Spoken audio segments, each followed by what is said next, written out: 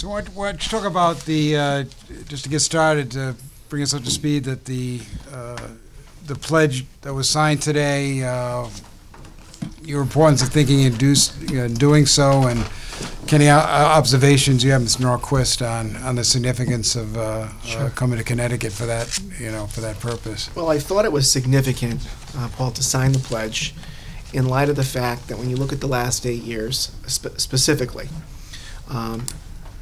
and you see the mass exodus of people from the state of Connecticut, arguably, people are leaving the state of Connecticut because of the tax environment here in our state. We've had 2 of the largest tax increases in the last 8 years, and we have a state that has an estate tax that, in my estimation, is driving people to states that have more favorable treatment for people that are retired, and also people that want to pass on what they've worked a lifetime towards earning to their families without negative consequences. Clearly, I believe that there is, without question, no appetite. Across the political spectrum, I might add, there is no appetite for additional tax increases. Because here's what we have seen over the course of the last 8 years when we have raised taxes. We have had a sustained and protracted budget deficit. Beyond the last 8 years, even into Governor Rell's term, there has been a sustained and protracted budget deficit in the state. Now, what is causing that? Well, we know one of the main drivers, and the New London Day has covered this extensively, is the crushing unfunded pension and retiree health care liabilities that continue to grow. But the deficit continues to grow because of declining state revenues. People are leaving the state of Connecticut in record numbers because, in my opinion, the tax increases that have been passed, that have been imposed, have become unsustainable for people's income. I believe that we are raising taxes and increasing the cost of living at levels that people's incomes cannot sustain. So I think, as a matter of principle, we have to say we're going to draw a line in the sand, and we're going to recognize that we can no longer afford to increase taxes at levels that people's incomes cannot sustain. It sends a message, in my estimation, and the reason why I signed the pledge, it sends a message to the Hartford insiders, to the political class, to decision makers in both parties, that we're going to continue having structural and sustained budget deficits in our state, and we're going to have budget deficits that continue to grow unless and until we not only stop raising taxes, but we deal with the 800-pound gorilla in the room, and that's an $86 billion hole of crushing unfunded pension and retiree health care liabilities.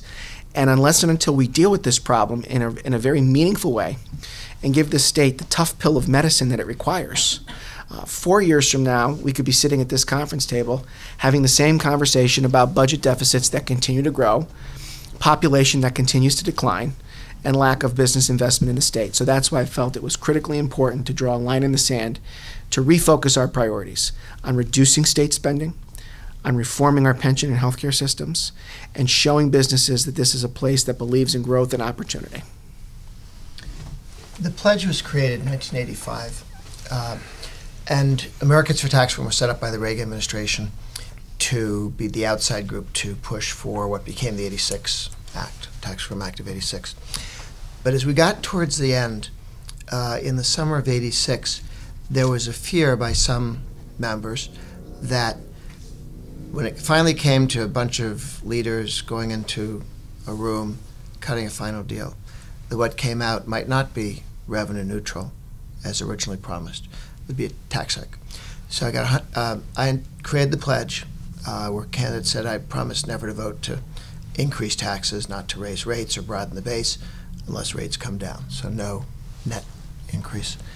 And Reagan made the commitment, the 100 members of the House, 20 members of the Senate made that commitment in writing at the time. And that was enough to let people feel comfortable that they wouldn't come out of the room with something that, upon examination, was actually a tax increase. And they didn't. They didn't. Protected the whole project. And that became so popular going into the 86 election that we decided to make it a permanent project. And by 88, Bush took the pledge, and a number of House and Senate guys. But when Bush broke the pledge in 90 and then didn't get himself reelected, even though he had managed the collapse of the Soviet Union and had a series of successes as president, he had one big failure, and that was he raised taxes, he created a recession, and he raised taxes when he promised he wouldn't. And he wouldn't have won the election if he hadn't promised he had. He was 14 points behind Dukakis when he said, "Read my lips, no new taxes," and took the pledge.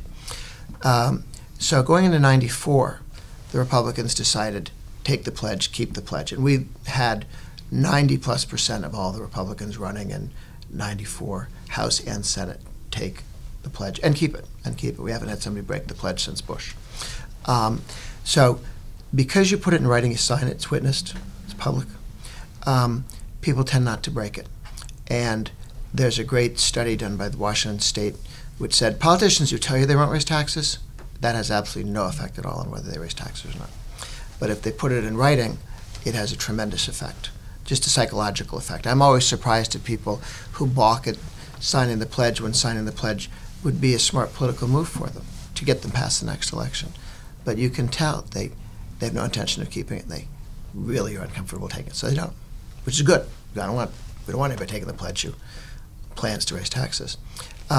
So that pledge nationally has the Republican Party branded at the national level in Washington as the party that will not raise your taxes. They may invade small countries they can't pronounce, but they won't raise your taxes. And that's been good enough to control the House and Senate for most of that period since '94, with a couple of brief interruptions. So that's been a central part of defining the National Republican Party. Then over time, leaders at state level started to say, well, we should do this too. And so the pledge went to state legislators and to governors. And it's always interesting to me that Kents like Tim, who've actually governed, understand that if you take tax increases off the table, you then go, now what? Well, now we have to reform government. But if you don't take taxes off the table, you never have to reform government. That's never the thing that has to be done. It's always the thing that can be avoided by a cigarette tax increase. We don't have to reform anything because we'll just raise taxes over here. And the reason why government doesn't work very well is not that they're not smarter than people in the private sector, but people in the private sector can correct errors quickly. And in the public sector, it's very difficult to correct errors quickly. New Coke, quickly fixed. The Edsel didn't last for 10 years. Iraq did. Yeah, I mean, it just the welfare structure, the welfare system, it took 50 years before it was any effort to reform it. And even that is partial, but not insignificant. But 50 years, really, to do a reform of a major program. So because, and the reason they don't reform is, well, you can fix it by throwing more money at it, and then it's not so embarrassing, but doesn't fix. And the pledge is, we're not going to raise taxes, we will reform government. And it forces the legislature and the governor, if the governor signed the pledge or the legislature has made a commitment, they say, okay, we're going to reform government. Now what? How do we reform government? And that's where you see states that are way ahead of Connecticut, unfortunately, for Connecticut, on reforming their pension systems. I mean, they're not accumulating any new unfunded liabilities in Utah. All the new hires are defined contribution. Back in 98, 99, under Engler in Michigan, all state employees went to defined contribution. Yeah, they've saved billions. And so these are challenges. Other states have done it. And the advantage states have, of course, unlike the federal government, is when states say we're going to reform government, there are 49 other states. Somebody's doing it better. Whatever your thing is, somebody's done it. Somebody's done it worse, somebody's done it better, and you can look at those, and it helps focus how you do it. So hence the other thing the pledge does, and Rick Scott, who's now running for Senate, but for 8 years was governor of Florida, he told me that the biggest advantage in his mind of the pledge was it saves so much time. Because mostly people come and tell you, I've got this really great idea, it'll do all these great things, and then hidden inside it is the tax increase, right? And as soon as it became clear, he said, look, I signed the pledge, no tax increase. None, don't bring me something with a tax increase. He said people quit bothering him with new spending ideas. Before we get to Connecticut, it's a central subject of this interview, just to ask you at the federal level, I think the tax pledge, no tax increase pledge, has had a tremendous influence, as you've noted. But one thing, I think one theory behind it was if you don't increase taxes, you will in time shrink government. You basically starve government, which would be the goal of a fiscal conservative, is less government, that we have too much government. But federally, at least, it doesn't seem to be the case. Government spending has continued to increase. We've just increased the deficit to massive and rather frightening levels, while not increasing and more recently cutting taxes. So has it failed to succeed on that side of the equation, shrinking government? The pledge, no. I mean, when you lose an election, the only tax increases we've had since 1990 were the first 2 years of Clinton, when he had a Democratic House and Senate, and they raised taxes, and then they all got kicked out of office, and the first 2 years of Obama, when they raised taxes and lost the House and much of the Senate. So the American people tell them, we don't want you to raise taxes. Each of them said they wouldn't going in. They'd only raise taxes on some people, then they both raised taxes on everybody. So they broke their promise, but it wasn't a written promise. It was just a promise. I won't raise anybody's taxes except the top 2%, or anybody who makes less than $250,000. And there were 8 of those in Obamacare. So people keep telling them, don't raise my taxes. The D's keep doing it, and the R's don't do it. We would have had under Obama, remember, when he ran us up against the debt ceiling, and he wanted to raise taxes $1.4 trillion over a decade, and in return for which he intended to increase spending $400 billion. So he wanted a net tax increase and a spending increase, not a spending cut, a spending increase. That was the deal that they offered, and the Republicans said no, and we got the sequester. The sequester took spending as a percentage of GDP from 25% down to 21%. So there was a tremendous drop-off. It squeezed the discretionary spending, non-entitlement spending, down. That popped back up again with the defense spending that we just did. The Democrats insisted on roughly the same amount of money for non-defense spending. But that took you from 6% of GDP non-entitlement spending up to less than 7%. We were up over 9%.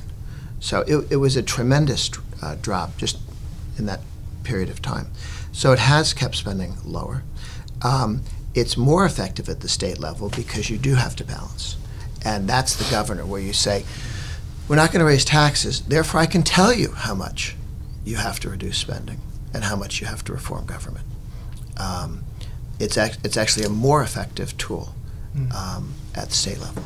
If I can just add to that, in taking this pledge, you're doing more than saying, I'm not going to raise taxes. You're acknowledging, when you take the pledge, that you have an obligation to reduce the size and scope of government and fix the things that are fundamentally broken.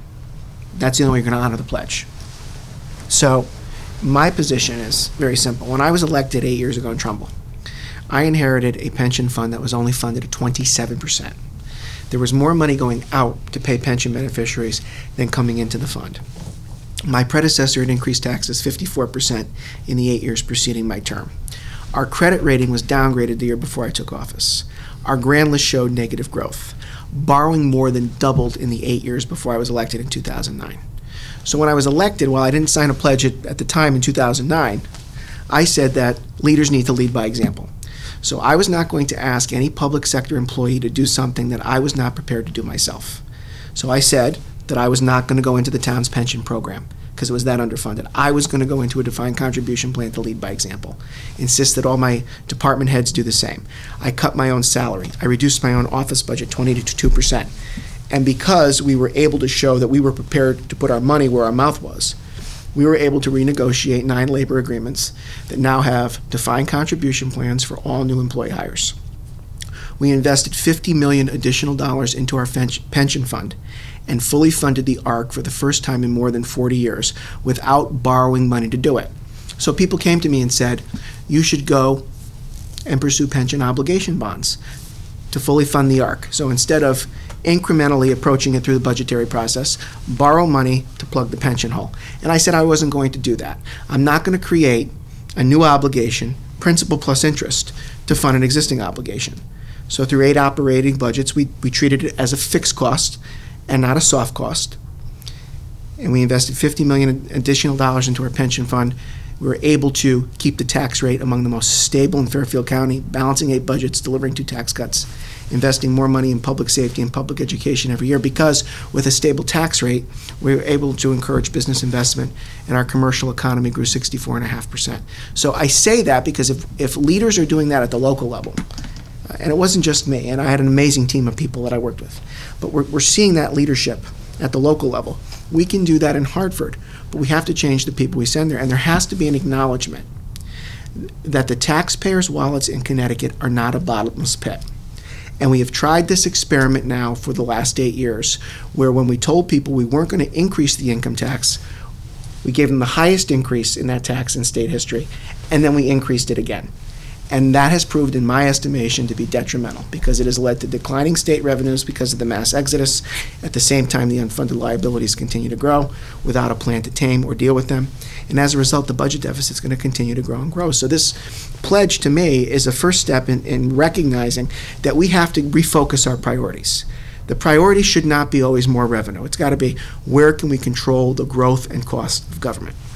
Would the pledge allow fiscal reform? We had the commission that was put together on economic and fiscal stability, and they, for instance, suggested lowering the income tax rates, and you have a different approach to that. But they suggested lowering the income tax rates, but they said raise the sales tax, for instance, to make up some of that revenue. So does the pledge give you any ability to kind of look at how we tax, and there might be a better way to tax if it's revenue neutral, or you cannot raise any tax or you'll be held and considered in violating your pledge? The best model of that is the pledge was designed to help pass the '86 bill, which was exactly that, rates down, broaden base.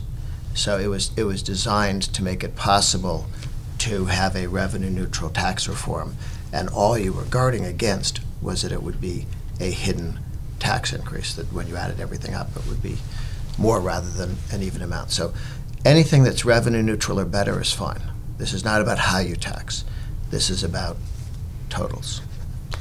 To answer your question with respect to the commission, Paul, I saw a presentation from Jim Smith. Jim was the chairman of the commission, retired president and CEO of Webster Bank. They did a lot of hard work, a lot of volunteer hours, and I commend them for their service.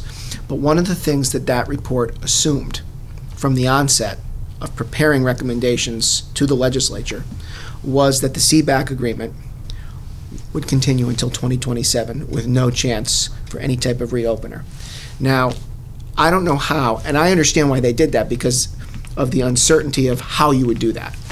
That being said, I don't know. First of all, when Dan Malloy ran for governor 8 years ago, he rightfully criticized John Rowland for signing a 20-year agreement. He then extended it for another 10 years with the legislature. So, we don't do that at the local level. We don't enter into 20 and 10-year labor agreements at the local level. Because one thing my labor relations director always told me, when management does that, they lose leverage. They use the ability to renegotiate, especially when you commit to something that long with unforeseen economic indicators that might be adverse to the taxpayer. So I take the position that the budget repair bill that I will send to the legislature within my first 45 days as governor will include comprehensive pension and benefit reform. I'm going to be very clear with Lori Pelletier and the leaders of organized labor that I want to try to resolve this amicably. I want them to come to the table and recognize that the only people they're hurting is the rank and file membership in their unions if they allow this to continue in its present form. But we cannot take off the table any type of statutory reform that would deal with the cost drivers in that agreement, which represent 40%, possibly even more, of the state budget. It is a large fixed cost that continues to grow. So there has to be legislative remedies that are put on the table. We discussed the last time I was here, there is federal precedent on point with this very issue out of the Second Circuit, which is our federal circuit, case out of Buffalo. We're going to have to recognize the one thing the report did not do was assume that you can deal with this. And what I'm saying is you can't ignore this for the next 10 years, and it's got to be part of any reform package or budget repair bill that's sent to the legislature. first. Now you've talked about, and correct me if I'm wrong, eliminating the income tax for people making $75,000 or less. Is that Yes. Is that So the number? my tax Talk about that. Okay, my tax plan right out of the gate is going to recognize that we have to stop the hemorrhaging. So I'm not going to tell people I'm going to eliminate the income tax entirely without a plan to do it, because I recognize we have an $86 billion hole we have to dig out of. My plan recognizes that we have to stop the hemorrhaging and the mass exodus of people leaving the state. So under my plan, we eliminate the estate tax. The $220 million of revenue that you would lose in eliminating the estate tax pales in comparison to the tens and hundreds of millions of dollars of other revenue you are losing because wealthy people are leaving the state of Connecticut and going to states with more favorable tax treatment. And I understand that there are some people in Hartford that want to play class warfare, but there has to be a recognition that a lot of wealthy people pay a lot in taxes to the state of Connecticut. And when they leave, that leads to those declining state revenues that I talked about. So you have to make this a state favorable for people to retire in and pass in so they can pass on to their loved ones and their family that which they've worked a lifetime for. We have to eliminate the Social Security tax and the tax on retirement income. That's another main driver why seniors are leaving the state of Connecticut, because as retirees, they cannot keep up with an ever-escalating cost of living and utility costs that are among the highest in the continental United States. With respect to my plan to eliminate the income tax for those people making $75,000 or less, there has to be an acknowledgement in this state that anyone who's making $75,000 or less in a state with a cost of living this high is a working class person. There has to be an acknowledgement of that. And if we really want to lift up those people that are having a difficult time in this economy, that are feeling the squeeze of this economy, with not only high income tax and sales tax, but ancillary taxes and fees, and a gas tax, and also high utility costs. My plan says give them the modicum of relief that they deserve right out of the gate to lift up our working class and to put more discretionary income back in their pockets and back in our economy. I think when you do that, you're going to create an environment coupled with fiscal reforms and spending reductions that is going to restore the fiscal stability and predictability of our state, lead to a truly balanced budget, and by virtue of having a truly balanced budget with real structural reforms that are put in place, you're going to restore both consumer confidence and business confidence with business and investors that want to come to Connecticut or who are already here that want to grow a business, start a business, create a business. So I really think that's absolutely necessary right out of the gate, along with the reforms I talked about. What's the number on that? If you add up all those reforms, what kind of a loss in revenue is going to have to be made up? I think you were looking at between $1 billion and $1.5 billion, but I can see $3 to $4 billion of spending reductions that could be realized in the state's operating budget. And if you want, I can talk about some of those.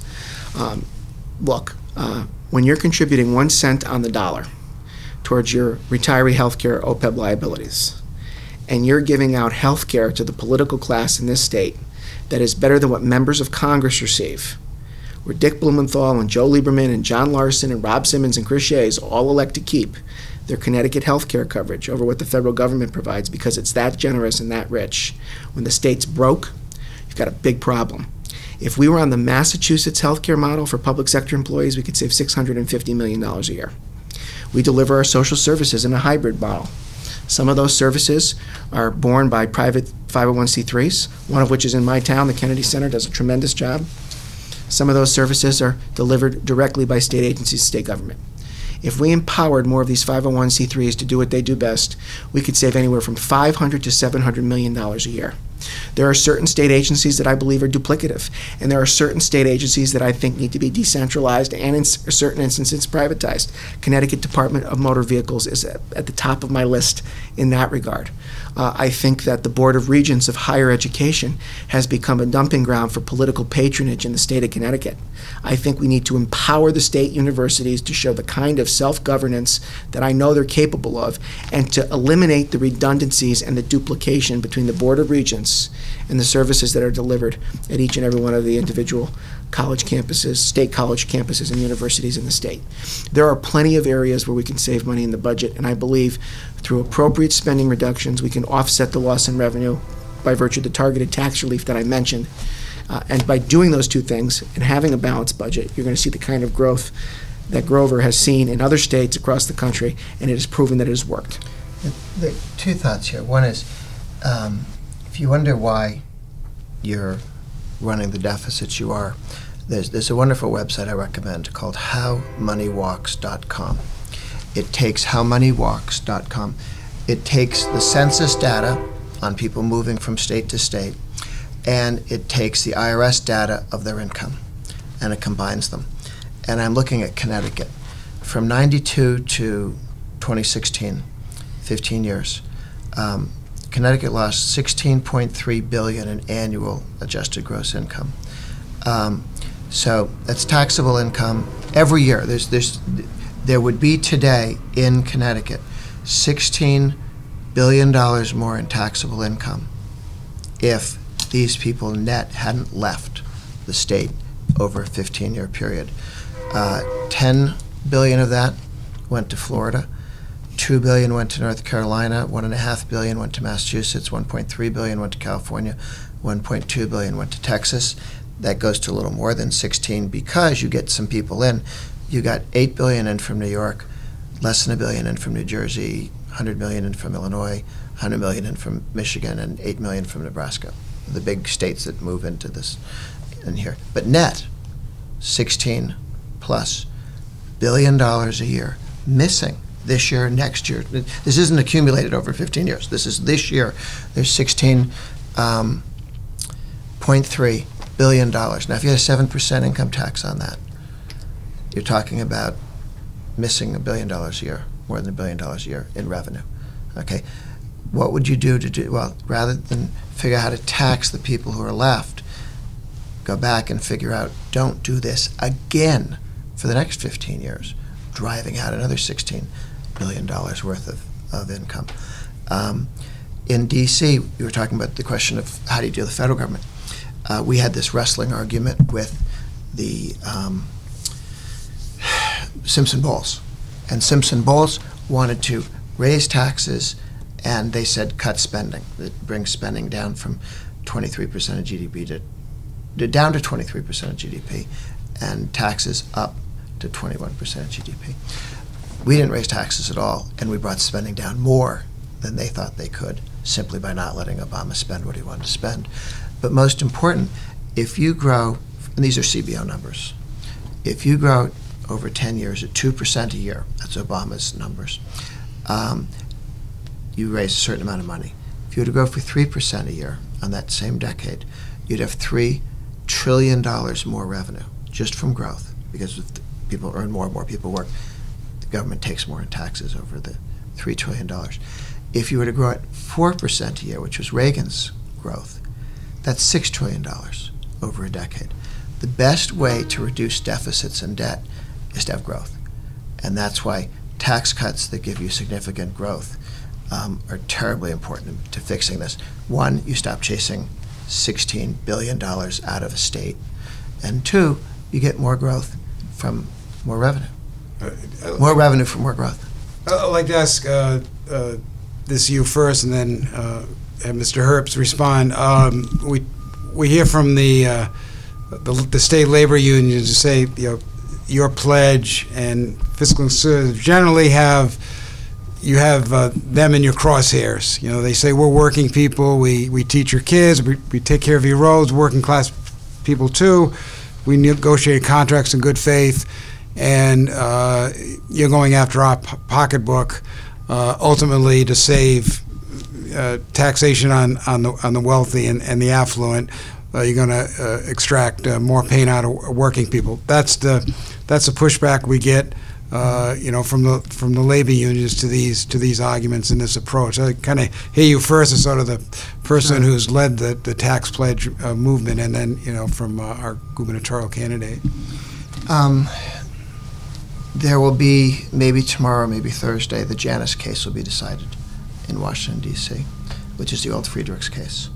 and like Friedrichs, it'll probably be 5-4, and rule that unions, public sector unions, cannot take money from public sector workers without their permission. It can't be a condition of employment that you pay off the union bosses to keep a job, and if you don't pay them, you can't have your job. And that is unfortunately the law in Connecticut, and that is unfortunately the law in 22 states. Don't have the right to work for public sector employees. The reason why union bosses are worried is that they know what happens if you don't force people to pay union dues. And they know how much damage they do to workers with their dues. We have the example of Wisconsin most recently. First state to legalize public sector unionization. Okay, not a conservative state. I'm not talking Alabama or something, which isn't a conservative state on economics. But it's not Florida, it's not Texas. But Wisconsin, a teacher, $50,000 a year base pay, pays $1,000 in dues. And up until 2011, when Scott Walker and the legislature voted that you don't have to do that anymore, they can't make you pay them to keep your job, they were paying $1,000, 2% of base salary, okay? So who's looting working class people? $1,000 from a teacher who makes $50,000 a year, taken by force, not asked for, taken by force, without their permission. And when people were told you don't have to, 137,000 quit paying dues. They didn't want to. The unions are publicly saying they're expecting to lose 1/3 of their membership when it's not mandatory, okay? If you'd been running a racket where you were forcing people to do stuff and 1/3 would walk out the door, that means for the last 50 years, how much of people's lives had you taken from them without their permission? $1,000 a year, again and again and again. The damage that they do to people they claim to be representing. You know, if you represent somebody, like a lawyer or an agent or something like that, you do a good job for them, they rehire you. But the unions think they'll only be hired if you force people at gunpoint to pay them and make them do it. You don't do this, you don't keep your job. And that level of destructiveness probably ends this week. And we'll see how much union members appreciate being looted to the course of 2% off their salary, $1,000 for a teacher in Wisconsin, and how many will opt out. And we know from other states that the longer people have the chance to learn that they don't have to, you really don't have to, you really don't have to, more people take that option. 1/3 is what happens in a short period of time. So the idea that an institution that has taken more money from working people than any other institution you can think of, forcibly, without their permission, is the spokesman for those people, is laughable. And they're in terror that without forcibly taking union dues, that they won't have this. Voluntary unionization, fine idea, happens in the private sector all the time. People choose to join unions. What you can't have is forcible stuff and making them, and not giving them options, like when other states, we've said, how about in addition to, or instead of, or in addition to the public defined benefit plan, like the United Auto Workers in Detroit have, you have a defined contribution plan, like 401k or IRA, like rich people have. They fight that option. They fight their own workers having an option that they might decide they'd rather have, which many people do decide they'd rather have. So I realize that's the rhetoric they use, but it makes no sense and it's laughable, and it doesn't. You could defend it in a pre-Janus world or a pre-Wisconsin world where nobody knew the number of people who flee unions if they were given a chance, but not now. Mr. Herbst? To answer your question more, as it relates here to the state of Connecticut, I think I bring a unique perspective in the sense that I think of all the candidates, I'm speaking the most about the need for pension and benefit reform in the state. And I'm probably the only candidate that's the son of union members. Both of my parents were public school teachers here in the state of Connecticut, both members of unions. And you know what? I remember at a very young age, my father telling me that, sometimes he didn't appreciate his union dues going to pay for the support of candidates that he didn't necessarily agree with. And, that kind of, back when I was a kid, I didn't appreciate it as much as I do now. when you're forcing people, as Grover mentioned. Now, let me just say this.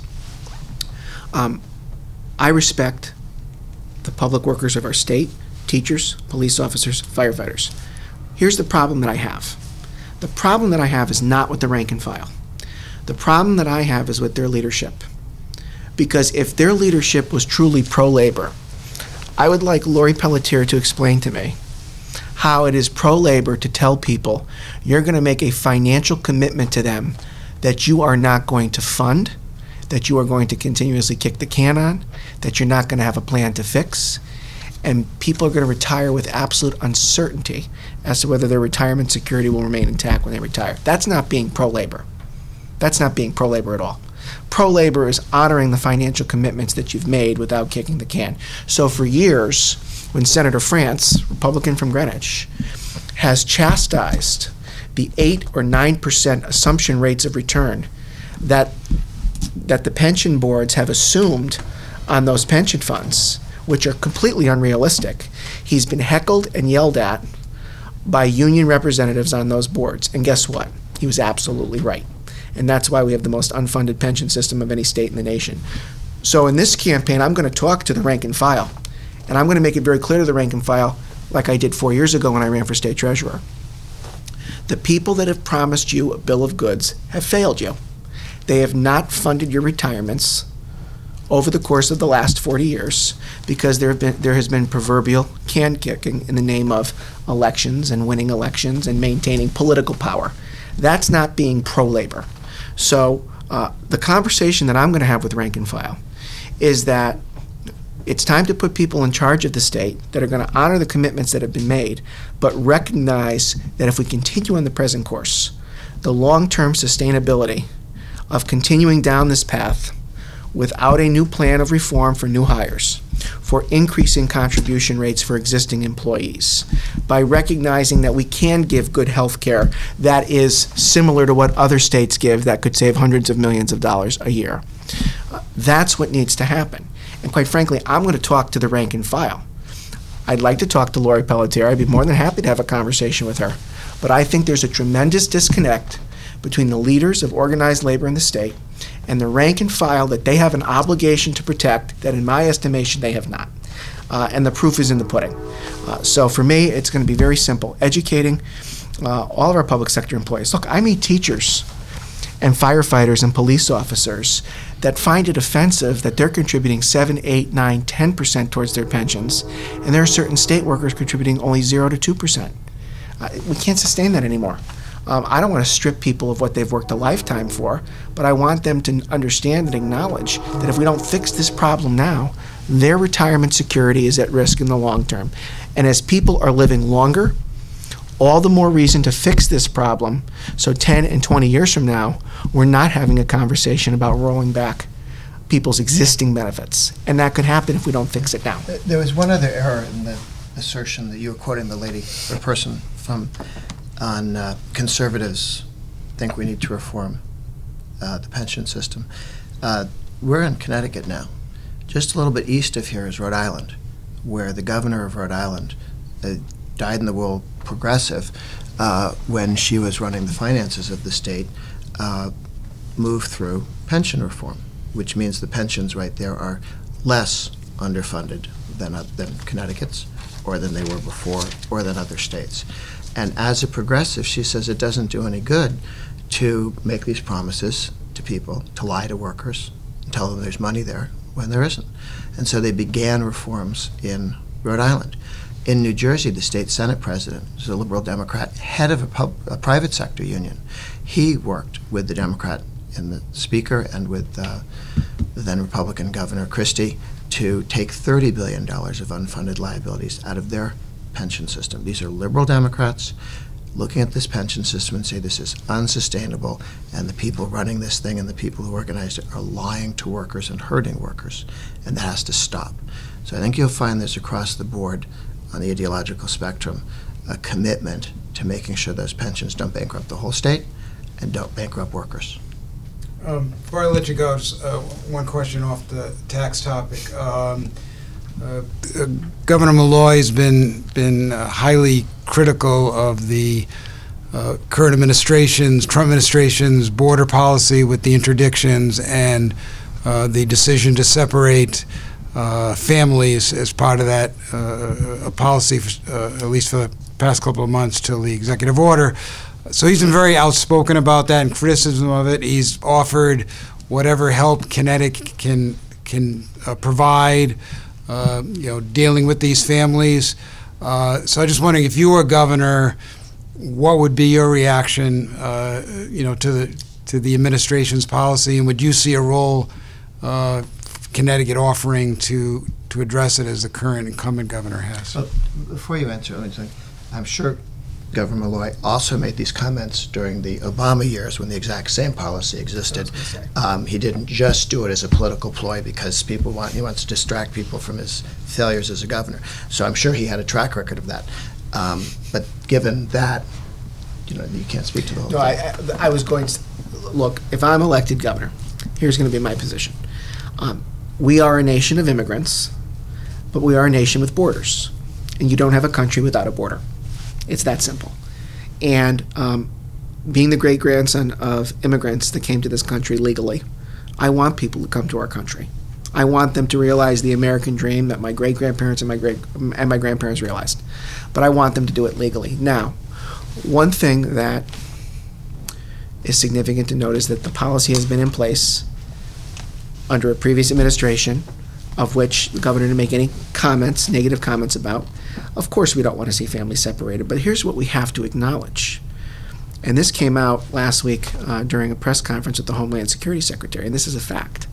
Of the 12,000 children that are coming across the border, 10,000 are coming across without parents, through smugglers, through human trafficking. That is not right. That's not right for kids. So there has to be an acknowledgement that we as a country need to recognize, while we are a country of immigrants, we are a nation with a border. We want people to come here legally.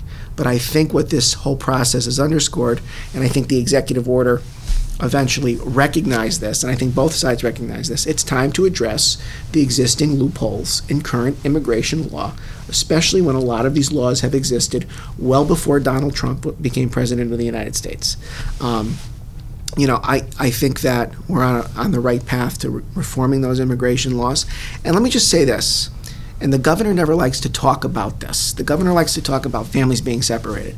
What I'm talking about in this campaign, when I talk about illegal immigration, are criminal illegals that are in our state illegally, that are committing very bad crimes in our state.